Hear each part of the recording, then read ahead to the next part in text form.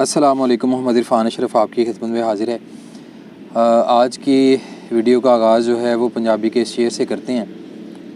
پلے نہ بن دے رزق پنچھی تے درویش، پلے نہ بن دے رزق پنچھی تے درویش، تقوی جنہاں نو سونے رب تے انہاں نو رزق ہمیش۔ رازق اللہ ہے، اگر اس بات کا یقین کامل ہو جائے تو انسان مخلوق کی محتاجی سے، ضلالت سے خود کو آزاد کر لے۔ لیکن مسئلہ وہی ہے کہ ہم یقین کامل اپنے ذہن کے اندر، اپنے دل کے اندر پیدا نہیں کرتے کہ رزق عطا کرنے والی ذات جو ہے وہ خدائے بزرگ و برتر کی ہے۔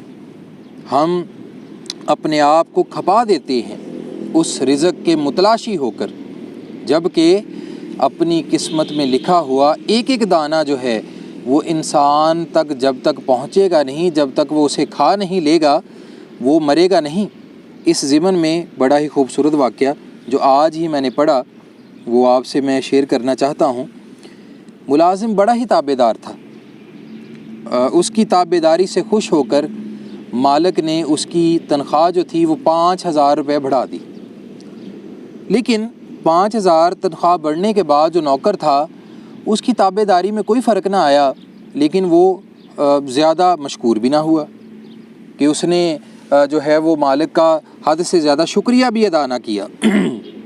مالک کو بڑا غصہ آیا کہ یہ کیسا عجیب آدمی ہے کہ میں نے اس کی تنخواہ 5,000 بڑھا دی ہے، لیکن اس نے میرا شکریہ ادا نہیں کیا، یہ مشکور نہیں ہوا۔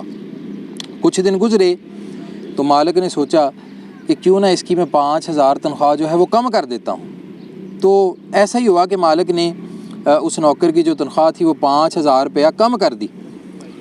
اب بھی ملازم جو تھا، نوکر جو تھا، اس کی تابع داری وہی تھی، اس میں کوئی کمی پیشی نہیں آئی تھی۔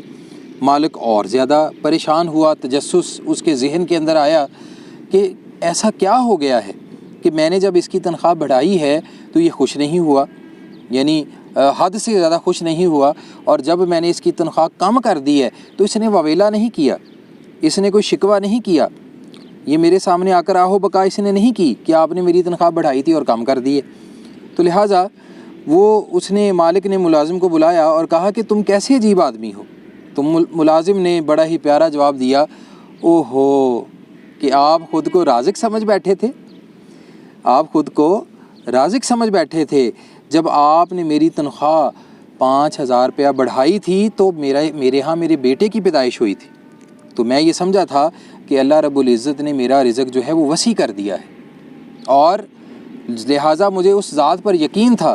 لیکن جب آپ نے میری تنخواہ 5,000 روپیہ کم کر دی تو ان دنوں میری والدہ کا انتقال ہو گیا تھا، اور مجھے یہ یقین ہو گیا تھا کہ وہ اپنا رزق جو ہے وہ اپنے ساتھ لے گئی ہیں۔ تو ملازم نے بڑا ہی پیارا جواب دیا کہ یہ رزق کے جو فیصلے ہیں یہ ہم اور آپ نہیں کرتے، یہ کہیں اور سے ہوتے ہیں صاحب، ہم اور آپ تو صرف مہرے ہیں کہ جن کے ذریعے سے رزق جو ہے وہ ایک دوسرے تک پہنچایا جاتا ہے۔